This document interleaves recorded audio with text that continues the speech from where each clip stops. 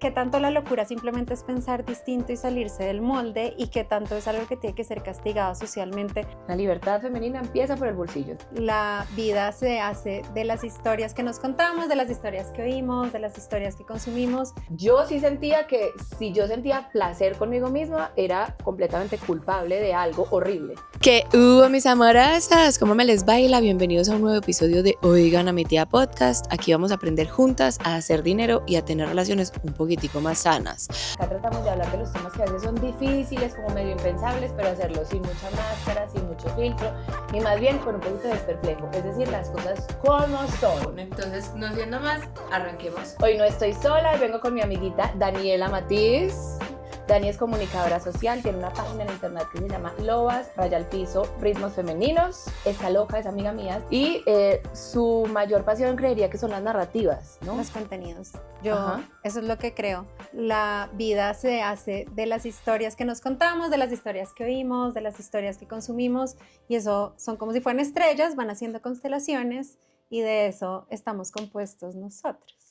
Es mi pasión. Tesa en el storytelling y en la comunicación. Y hoy venimos a hablar de una serie que está muy potente hoy en día en Colombia, que es Delirio, basada en el libro de Laura Restrepo y producción de Netflix Colombia. Que de eso quiero que empecemos a hablar. Quiero que empecemos a hablar de la producción, del arte, de lo que disfrutaste visualmente o alguna referencia o no sé, cualquier cosa del arte y de la producción que te haya gustado y una cosa que no tanto. Yo creo que lo más lindo cuando hacen series de libros que uno recuerda de su niñez o películas cuando hacen Mujercitas o Ana Karenina, todo esto es que uno puede contrastar mucho la visión que uno tenía cuando lo leyó con lo que el director o la directora tenía cuando lo puso en escena, ¿no? Sí. Y eso es puro arte porque pues también hay mucho del director lo que pone ahí. Claro. A mí me encantó. Yo obviamente el libro me lo leí en el colegio, entonces era muy adolescente y las imágenes y como esos puntos visuales que me quedaban, se me reactivaron viéndola. Uf, potente. Entonces, los bichitos, sí. Entonces, como ese arquetipo de la mamá.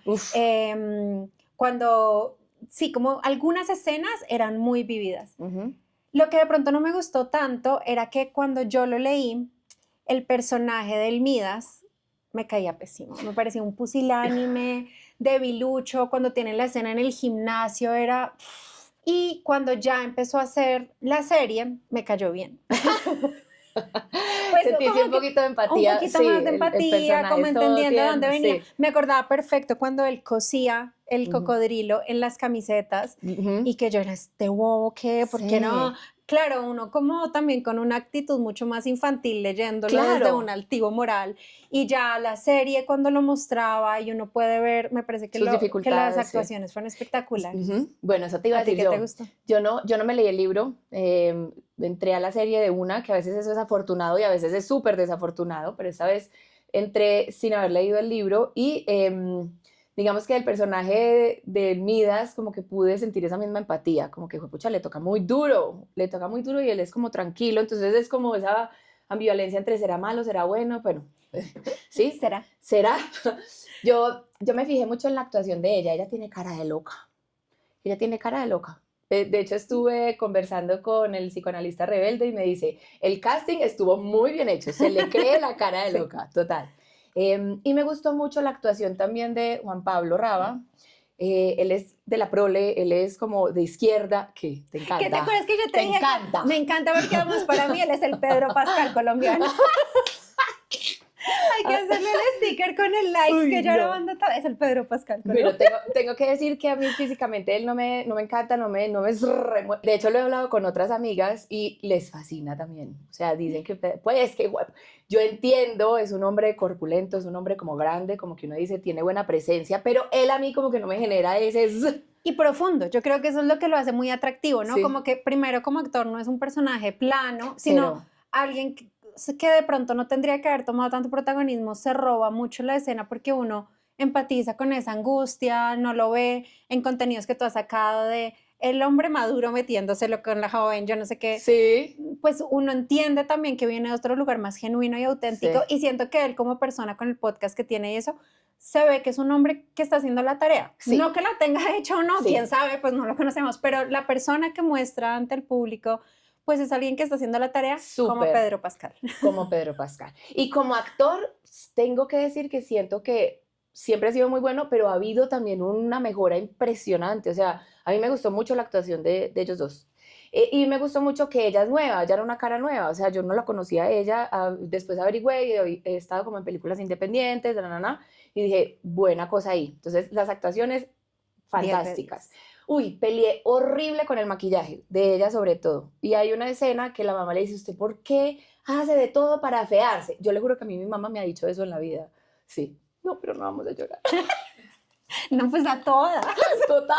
Pero no que esté bien, no que esté bien. Y ahorita pues podemos hablar de eso. Pero... Y creo que entendí a mi mamá desde algún lugar, como que dije, pucha, tiene razón, o sea, ella sí se estaba afeando con su maquillaje.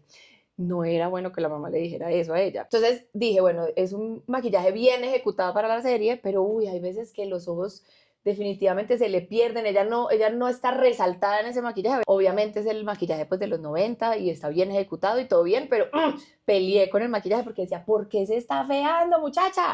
Como una señora, mamá, qué mal. No le diría eso a mis hijas. Como una tía. Como una tía, sí.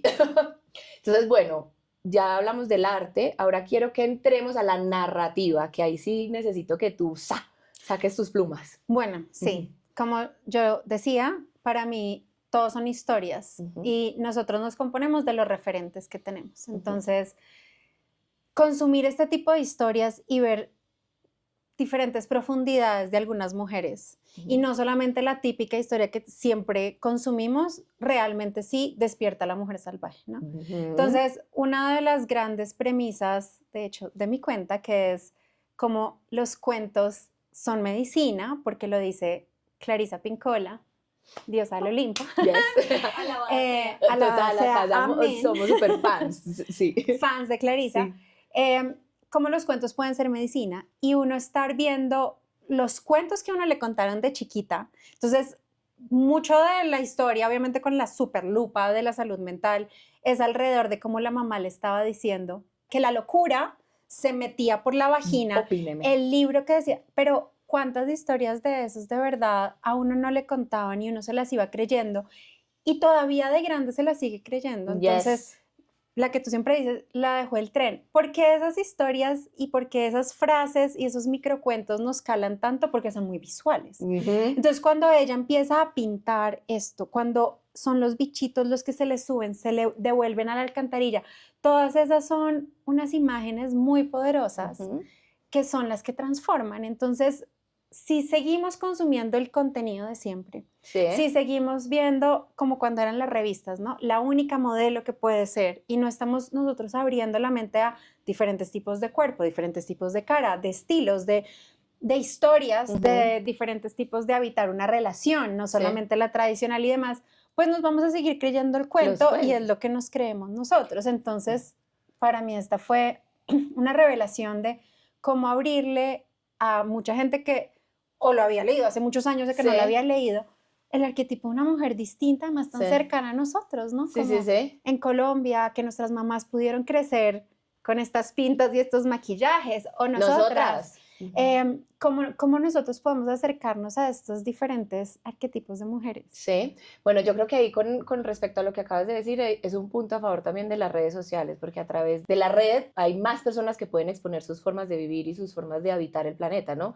Y es cuestión del lector y es cuestión del receptor, ¿cómo se dice eso? El que está detrás de la pantalla, del consumidor, gracias, del consumidor, elegir cuáles son los referentes que quiere ver, cuáles son los referentes que quiere seguir, pero tiene muchísimas más opciones. Entonces, las redes sociales no son buenas 100%, tienen muchas cosas que hay que refutar, pero eso es un punto a favor, siento yo. Entonces, bueno, una de las cosas que la serie me puso a pensar muchísimo es cuáles eran esas escenas originales que nos habían hecho creer que de verdad, o sea, ser mujer era peligroso, que la culpa estaba por sentir placer, que ser mujer de alguna manera tenía desventaja frente a los hermanos, mejor dicho, ¿cuáles eran esas escenas originales que nos habían hecho pensar una cantidad de cosas alrededor de la culpa de ser mujer? ¿Qué cuento te dijeron a ti?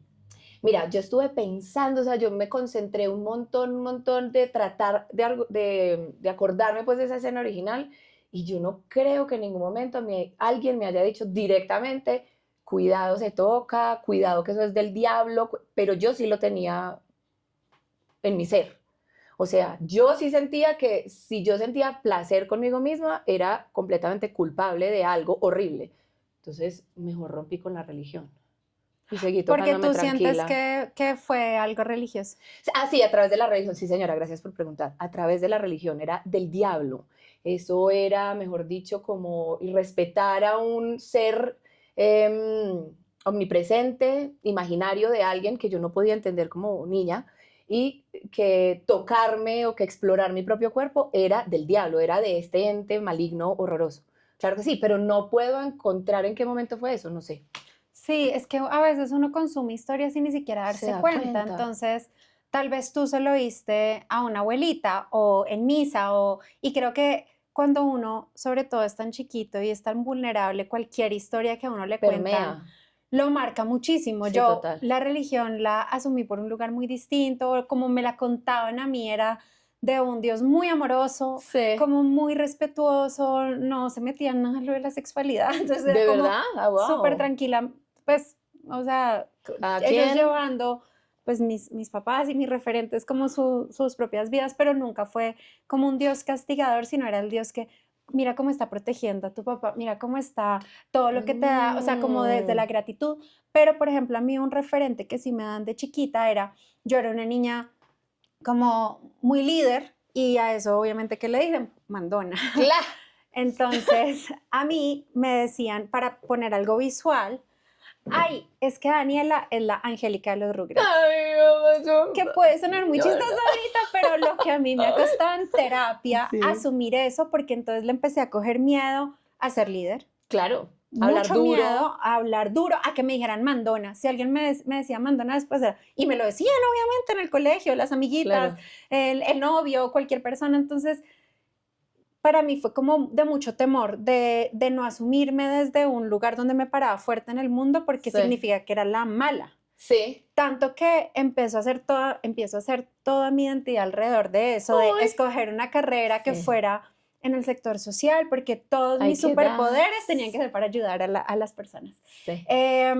Donde pues yo tenía que ser amiga de todos mis exnovios, porque si no yo era mala. Sí. Entonces yo tenía que ser buena, que aunque no te quisiera, que aunque me hicieras daño, no, yo No aquí estoy para importa. ti. Sí. Como buscar ser lo contrario a Angélica. No. De los Rugrats, Sí. que para quienes no la conocen la podemos poner aquí, pero era un referente de nuestra Horroroso. época, horroroso, que ahorita se ha resignificado mucho, Ajá. pero que a mí me caló mucho porque era un cuento y era nuevamente muy visual, porque uno se conocía las historias y eran 5 primos, nosotros éramos 5 primos de arriba para abajo, yo obviamente era súper cercana a todos, pero eran los adultos, ¿no? Eran Sí. los tíos los que, ¡ay, Angélica!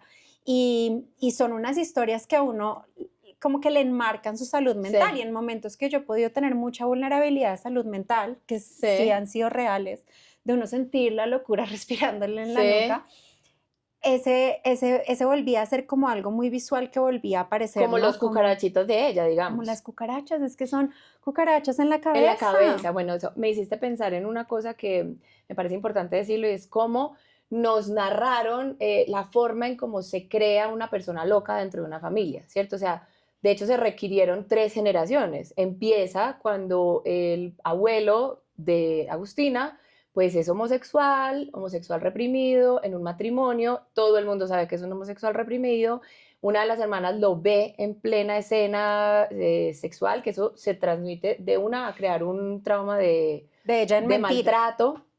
Es un trauma de maltrato porque ya eso parece una guerra y una cosa muy bélica, que ante las herramientas que tiene un niño es imposible de entender, y ella además lo ve con otro hombre, entonces debe haber sido bastante traumático para ella. Y la escena en donde el papá le dice a ella una frase horrorosa cuando ella pregunta qué le pasan a los bichitos que metemos aquí en este tal, como que le dice como, igual todos nos vamos a morir, igual todos vamos a dejar de respirar, ¿sí? ¿Sí la ubicaste? La ubico, pero no la sentí yo tan horrorosa. Pucha, a mí eso me pareció como, a mí mi papá me dice eso y yo, no, marica, como voy a matar a un bichito, como así, ¿sí? Y que igual todos, como sin ninguna empatía, como sin ninguna suavidad, no, el man le dice, ta. Bueno, Yo la sentí fuertecita. Y creo que ahí sale el trauma de las cucarachas, del trauma que le llega hasta la otra, hasta Agustina. Es que todas al final son delirantes, porque me vas a decir que la mamá negando todo y diciéndoles, su papá se fue a Francia. ¿Qué tal? No estaba delirando.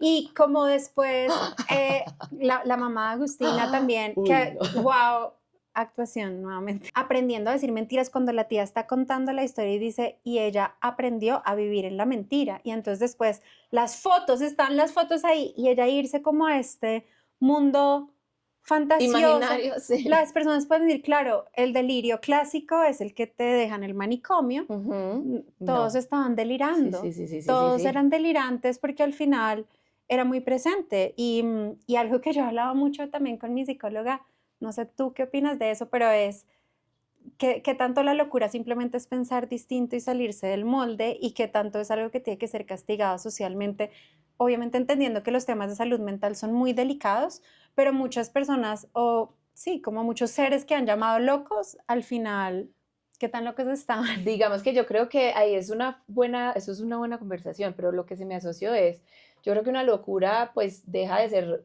divertida cuando ya te empiezas a hacer daño a ti mismo por estar en ese delirio y cuando la disolución del yo, es decir, la persona pública que puedes llevar a trabajar, que puedes llevar a sostenerte a ti mismo, ¿cierto? Y trabajar y conseguir las cosas que quieres, o sea, yo creo que ahí se raya una línea bastante fuerte. Y en ese caso, la más loca no sería la mamá de Agustina. No, porque Agustina fue la que ya no pudo más. O sea, ella entró en shock y ya no pudo, o sea, se le disolvió el yo. Sí. Ella ya dejó de poder tomar decisiones, ella ya dejó de poder hablar, ella ya dejó de poder como habitar y tener una conversación. Sí, claramente era un brote como muy fuerte, pero si tú ves en el checklist que tú decías, la mamá también estaba completamente abstraída de la realidad. Pero pues ella estaba le sostenida. Impedía poder, exacto, estaba sostenida, porque por eso llega la tía y le dice, yo te ayudo. Ella no podía con su vida y creo que sí es bueno uno poder pensar en la empatía en todos los personajes, incluso en los que puedan ser villanos. Sí. Todos somos villanos. Sí, en algo, sí, total. Y sí, y eso uno tenerlo claro también como que te da el espacio para a partir de las historias, porque eso ha sido algo como muy de esta época, ¿no? Como que empezar a humanizar a los villanos, como empezar a contar las historias, porque cuando uno conoce la historia de cualquier persona es imposible odiarlos. Sí, esa es una frase de alguna actriz, ¿no es cierto? Ella... Vamos a decir que es mía. Muy bien. Ahora quiero que hablemos del trauma con historias que nos representan o a nosotras mismas o a alguna amiga, le pasó a una amiga, etcétera, etcétera. Entonces, primero quiero que me ubiques a lo que pensaste del trauma en general en la serie. O sea, ¿cómo lo narrarías? Nuevamente yo el trauma y en general las narrativas yo lo veo como en lo visual, ¿no? Como en lo que podemos tocar, sentir, en por qué el agua, por qué estarse ahogando, por qué los referentes, por qué el peso de no poderse parar de la cama. Porque siento que esas son como cosas muy aprendidas. Yo una vez hablaba con un psiquiatra que me contaba que las voces que oyen las personas, que me parecía muy particular, la oyen en su propio idioma. La oyen como si fuera alguien que conocían que les estaba hablando así. Y creo que eso es muy diciente, ¿no? Como qué tono tiene esa voz que tú oyes.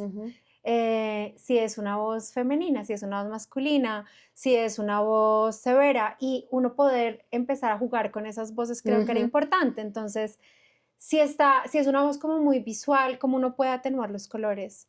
Si es una voz que dice, por ejemplo, ¿quién te crees tú? Una vez amanece diciendo como, entonces... ¿Quién se cree? Sí. Ajá, dime otras dos voces. Pero sí, es como, sí, ¿quién te crees? ¿Quién te crees tú? O sea, ¿quién te crees tú para esto? Y uno atenuarlo, hacer la pregunta, ¿quién te crees tú? ¿Quién crees tú que eres? Cuando empezamos a darle diferentes colores, cuando empezamos a decir como, bueno, si la locura se mete por la vagina, ¿qué tipo de locura voy a dejar que entre?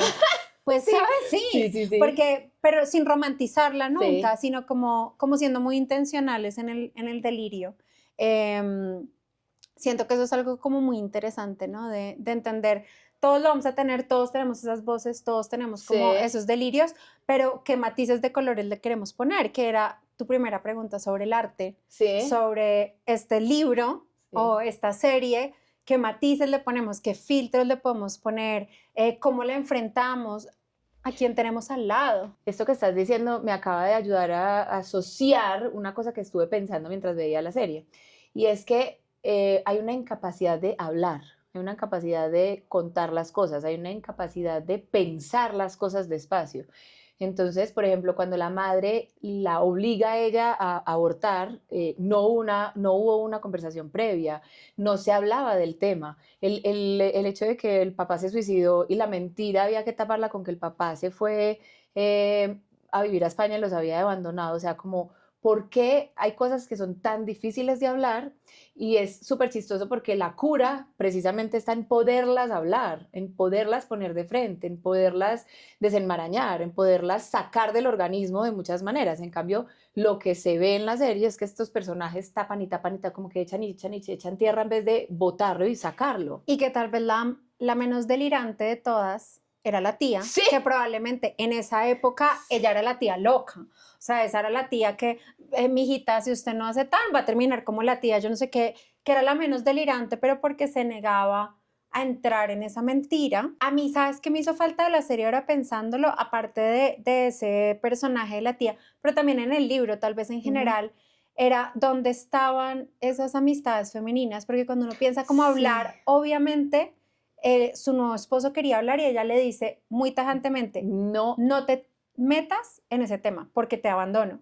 ¿Y qué hace este arquetipo de hombre macho protector? Sí, yo. sí, claro. ¿Qué hubiera pasado si eso no se lo dice una amiga? No, la amiga 3 semanas después te lo está metiendo como por otros ángulos. se lo saca con Cada ganzúa. 15, exacto. Sí. O te da como esa cosa, pero no se hace la demente de Sí. ese tema no se toca, sino Sí. te busca como lugares distintos en qué momento se toca. Entonces, tal vez también es como entender esta historia trágica casi como un mito o una leyenda, porque esas son las historias, ¿no? Te anuncian, si te dicen estas cosas de chiquita, si tú tienes en tu historia familiar salud mental, vas a ir como si nos estuvieran anunciando una historia muy universal, pero tal vez qué hubiera pasado, y es una pregunta muy válida, que sería buenísimo preguntársela a Laura Restrepo directamente, pero qué hubiera pasado si en esta historia hubiera existido una comunidad femenina, como una mamá que no se alejara tanto, porque la mamá no se enloquece en un punto porque la tía llega a ayudar. Pero... Entonces la mamá pensaba que ya no podía. ¿Te acuerdas cuando la tía llega y le dice, tranquila, yo estoy acá? ¿Qué hubiera pasado si nuestra protagonista hubiera tenido eso? Porque quien tenía era su hermano, el bichi, su hermano que además después se va, que obviamente podía tener desarrollado un lado sensible y femenino, pero jamás podría reemplazar como esa sororidad y esas relaciones que se podían hacer. Además era el hermano mujeres. Sigue siendo familias, no es lo mismo. O sea, la tribu femenina también, que no es de sangre, es la que uno elige, ¿no? Entonces, como uno la eligió, ahí está, digamos, también la capacidad propia de abrir las orejas y el corazón y escucharlas lo que tienen que decir, porque pues uno las eligió. O sea, yo te la compré, ¿sí? Entonces el hermano sigue siendo el hermano y es difícil. Sí. Entonces yo creo que ella sí. Y la tía. Entonces, y la tía era la que llegaba a rescatar, pero también sí, en qué momento Agustina podía sentirse cercana a otras mujeres, cuántas podía, porque al final del día muchas, cuando lo leíamos, mi colegio era solo de mujeres y nos lo pusieron a leer en el colegio, wow. Pues es impresionante porque muchas mujeres se pueden sentir identificadas con la historia. Pero total. Sin tener que tener temas de salud mental, muchas, con usted va a salir así de fea o el bichito que se nos va subiendo. Mira, tengo una pregunta que creo que nos va a hacer discutir un poco, me gusta, y es que durante la serie yo estuve muy angustiada por él, o sea, ¿en qué momento? ¿Por cuál de ellos? Por el Juan por Pablo. El esposo. ¿Cómo es que se llama? Yo estoy muy angustiada por el esposo, porque pues se enamoró de una loca, y enamorarse de una loca es tremendo, porque cuando la locura está divertida, pues fantástico. Pero cuando la locura lleva a estos estados en donde lastimosamente terminan una clínica psiquiatra, y en la clínica psiquiatra pienso yo que lo que estaban haciendo era terminar de enloquecerla, entonces sacarla fue una gran decisión, pero yo me iba angustiando por él porque fue pucha, ¿hasta qué punto el amor es suficiente para encargarse de una persona toda la vida? ¿Qué tienes para decir? Bueno, hay una historia que yo tengo, que es mi referente, que era la historia de mis papás. Mi papá a sus 16 años le dio su primer derrame cerebral. Mi mamá cuando se casó con él sabía que mi papá tenía una malformación arteriovenosa en el cerebro y que iba a seguir teniendo estos derrames. Toma esa decisión y pasan un matrimonio gigante que tú y yo lo hemos hablado. Eso para mí ha sido un peso muy grande decir, con cualquier persona que uno se proyecte, no va a medir como esa cosa tan loca de mi mamá firme, o sea, Sí. firme todos los derrames de mi papá, que tu esposo no pueda hablar, volver a empezar desde cero, tú encargarte, los niños están. Entonces, para mí sí es como un referente de amor muy grande estar y quedarse. Creo que yo lo que he desarrollado mucho alrededor de las relaciones es que el amor es quedarse. Y el amor es, aunque volvamos a las religiones de la salud y a la enfermedad. Entonces, sí creo que hay un componente muy interesante, pero es algo que no se puede exigir, porque no hay nada más feo que alguien se quede porque te toca, porque es que es lo mínimo que tú tendrías que hacer, quedarte cobrando o como con el peso de, es que es lo que uno tiene Susanita, que hacer. pues. Ay, sí, no.